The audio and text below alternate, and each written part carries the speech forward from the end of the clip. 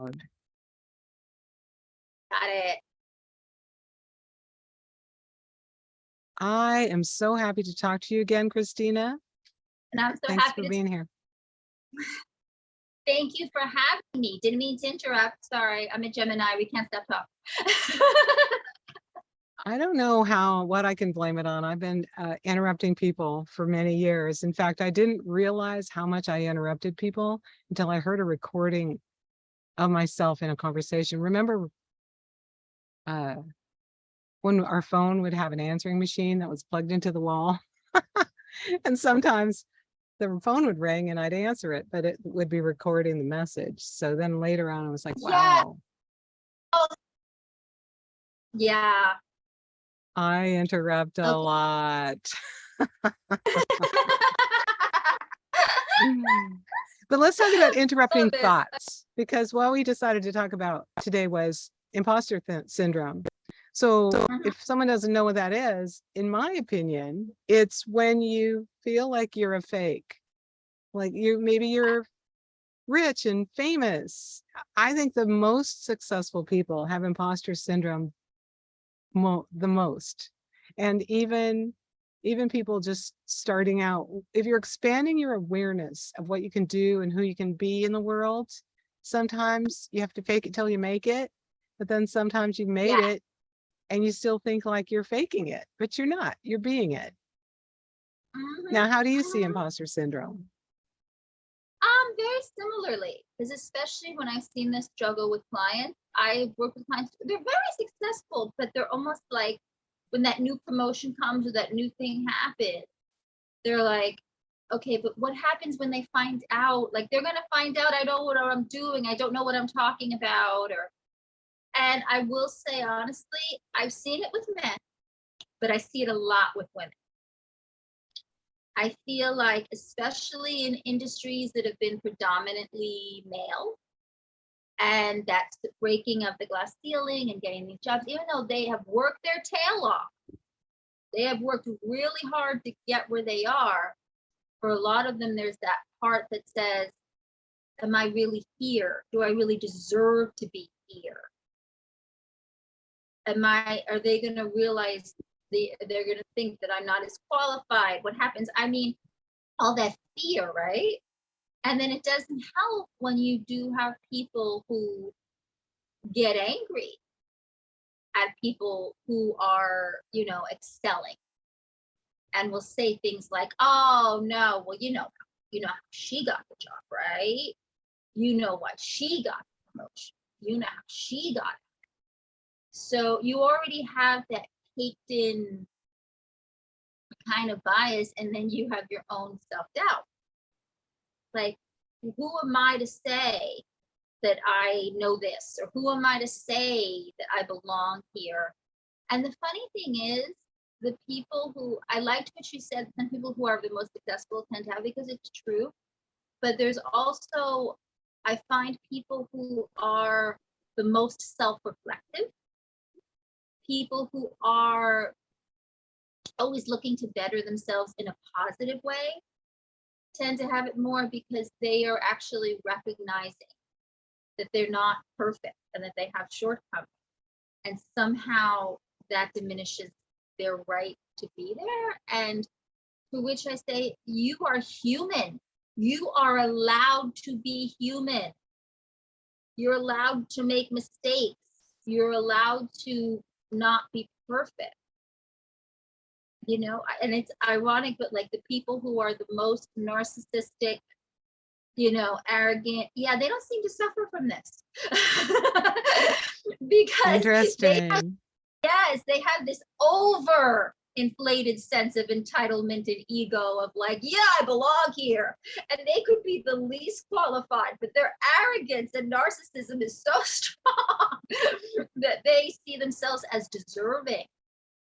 So it really comes into the path.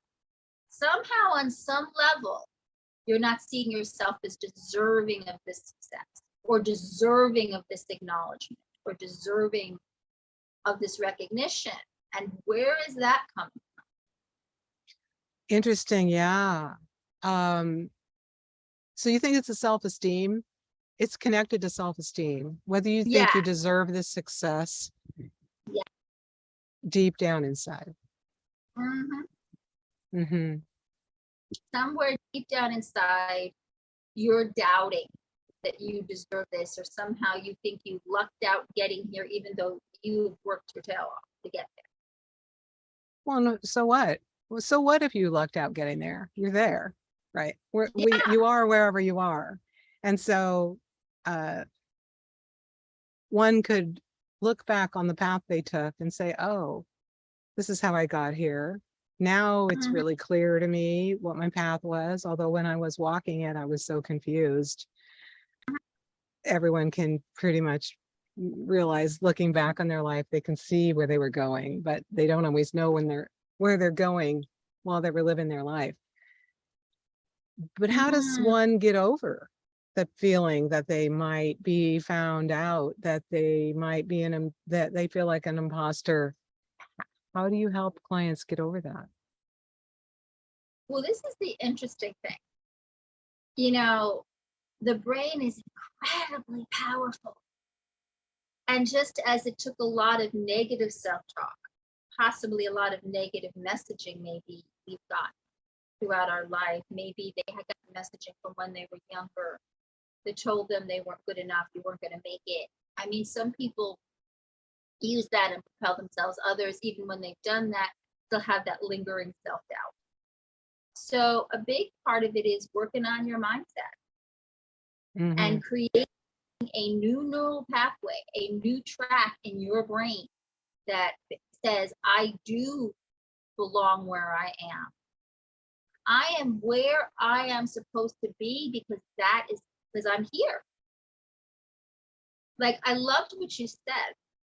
What if you did get lucky? So what? Does that negate your right to be there? So it's about, and it's not easy because a lot of these negative messages we've been giving ourselves have been given for a long time.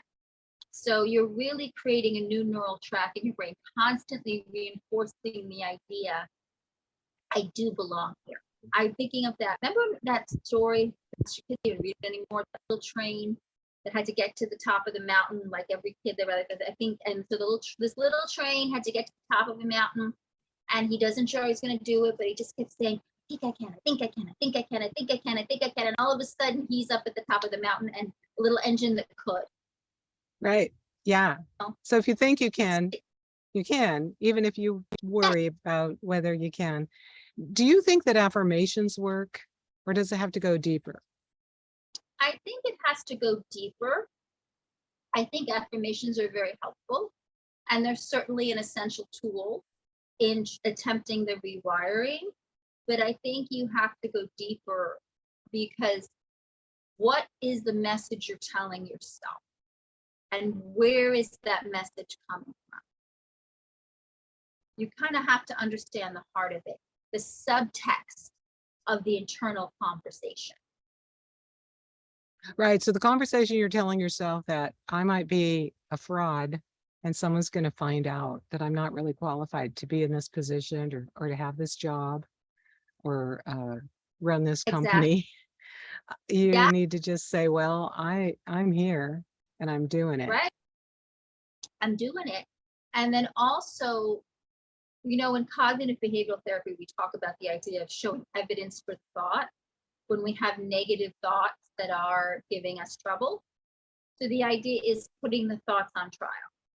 It's a technique so that if you're having these negative thoughts, well, what's your evidence for this? You're a fraud. So where is your evidence that you're a fraud? Oh, right. And then if they're not a fraud, because they're just making it up, there's no evidence. There's no evidence. So just like at a trial, if there's no evidence to convict, there's no evidence you're a fraud, you must dismiss that thought from your head. Thought dismissed. I've actually tried this technique recently when I have, because somewhere there's a quote, I don't remember who said it, but why would you ever have a thought that you don't like? Oh, I like that. That's familiar, but I can't think of it either. But I like it. Yeah, so why would you entertain a thought that you don't like? You get to choose your thoughts. I remember when I first realized that, that was a radical idea for me. It was like, Mhm. I can choose my thoughts. No, I Yeah. can't. They just come into my brain. But yes, you can choose the thoughts certainly that you pay attention to. And Mhm. I've found recently that if I have a thought that pops up that's a fearful thought or a thought that I really don't want, I do this thing with my hands. I go, erase, erase, erase. And I wave Ooh. my hands in front of my face as if I'm erasing a whiteboard or a blackboard. And I was Mhm. like, ah, and then I will think something else, anything like what color is the wall? Whatever I'm looking at, a cup of coffee. Yeah, it's almost empty. I will just flip my brain into some other thought Mhm. and hopefully that works. I'm not quite sure. Yes. No, it's true because here's the thing again. The brain is so powerful. So just as we have convinced ourselves into this negative thought pattern, we can erase and put ourselves into a positive thought pattern. Now, it can be hard, especially if we've been in this negative mindset for a long time, but not Hmm. impossible. And I always go back to, they used to think that if you suffered a brain injury, that's it, show's over. But recent science has shown that even people who've suffered traumatic brain injury, we're talking about a physical injury to the brain, that there are areas of the brain that will take over for the damaged part. And I'm thinking, if the brain can heal from physical injury, then how in the world can't we not change negative thoughts? Yeah, because that's just making a new neural pathway, right? Exactly. If you can create a new neural pathway after a actual physical injury to your brain, then there's nothing that says you can't create a new neural pathway based on changing your thoughts. I remember a long time ago, I was working with a hypnotherapist to change some limiting beliefs I had. And he had me say these affirmations. The one I remember the most, which seems a little bit revealing, but I am completely lovable just the way I am. And not only just saying that, he had me say it with my hands over my eyes. He had me say it with my hands over my ears. And then he had me say it while I was doing something with my body. And repeat that like 3 times, hands over your eyes, 3 times, hands over your ears, 3 times doing this physical movement with my body. And I think that really was a deep way of using an affirmation that you may or not believe at the time. Right. Because I've heard that affirmations eventually work. Maybe you have to say them for 20 years and finally you'll agree, because if there's a part of you that doesn't believe it, it's Yes. just words you're saying. Well, that's why I talk about the idea of getting deeper, because you have to, because if there's some part of you that says, well, but am I? That's going to stop from really entering, because you can think it here. Mm-hmm. The key is to hear to hear. When you can believe it in your heart, then you are ready. Right. So that's the key, to really feel it, believe it, and not doubt it. And that head to heart immersion takes time and patience with it. So what would be some affirmations you might give a client that was feeling the imposter syndrome? So some affirmations might be, well, I love the idea of, I always put the thoughts on trial. Like, okay, so show me your evidence of why you think you're an imposter. Mm-hmm. Or show me the evidence of how you got your job. How did you get this? And I'm like, okay, so you're telling me you got this opportunity because of this, this, this. I'm like, there seems to be a lot of evidence for why you got this job. Then there seems to be no evidence for you to actually be an imposter. So looking at that, we create affirmations for what they've actually done. I got this job because I did A, B, C, D. I Mhm. was given this opportunity because of this. I'm here because of this. So the affirmations aren't just lovely wishes that we want, but they're based on things we've actually done. Concrete examples of this is what I did, and this is how I'm here. So you can start undoing all that negative mess in your head and get the real story. Like a detective piecing the clues together. I love it. I love it. The other thing I've learned about, and this kind of conflicts with a lot of people in your industry of uh, psychology, is the what if question. Because most Mhm. people use the what if question as a negative. Like, Mhm. what if I fall down on the sidewalk? What if I get in a wreck on the way to work? What if my Right. kids don't graduate? Whatever your fears are, that's how people usually use what if questions to terrorize themselves. But what if you put what if in front of any affirmation, Mhm. because your brain can't disagree with it. It starts to try to make solutions. So what if I'm comfortable and safe? Right. What if I'm in the perfect job? What if this job needed me? Or, Mhm. something like that. Yeah. Have you tried that with your people? I have tried a version of that, yes, because you are Hmm. so right. And I know what you're saying, that maybe some people in my field might be objectionable to the what if, because again, a lot of people who have anxiety, you're Yeah. right, the what if becomes the negative. Oh my God, but what if I get into a wreck? And what if? So, hey, it's like, for instance, I'm a movie buff. And sometimes people will like a movie that ends, on a sad note. Oh, that's so realistic. I'm like, okay, but good stuff can happen too. The ending doesn't have to be sad and depressing to be true to life, because yeah, you don't want to be all Pollyanna Disney here, but at the same time, you can't have a happy ending. Things can happen that end well. So it's about changing the idea that things don't have to always end badly. And this is another problem people have too, the dropping of the shoe thing. They're waiting for that shoe to drop. Well, these things are going too well, that shoe's going to drop. Okay. So while you're waiting for that shoe, you're not going to let yourself enjoy this happy moment. The shoe may or may not drop, but the happy moment is happening right now. And you're depriving yourself of the ability to enjoy it because you're worried about when that shoe's going to drop. Yeah. Wow. That's beautiful. So to kind of grab this all together, if you're feeling imposter syndrome, Mhm. you're in good company. I heard, who was it? Jimmy Kimmel, maybe, or one of those guys, like a big TV guy. Yeah. He's like, oh, yeah, higher you go, the more we have the imposter syndrome.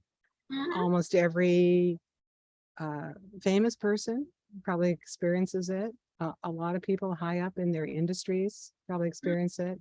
And especially when people are stepping out of their own comfort zone and trying to become more in any area of their life, that's when the "are you sure you can do this" kind of fears come up. Yes. I loved how you said that, when you're stepping out of your comfort zone or you're stepping out of a role that you've been seen as. Right. And that's when the imposter comes, because how can you do this? You of all people. This isn't you. Right. And you might actually get that feedback from your friends and coworkers. It's like, what are you doing now? Like, Yeah, it's like, great to get the feedback where, oh, you're doing this now? That's so perfect for you. You're great. You'll be great at that. But right. that's not always how you get feedback from people when you're growing out of the world that they've been accustomed to seeing you in.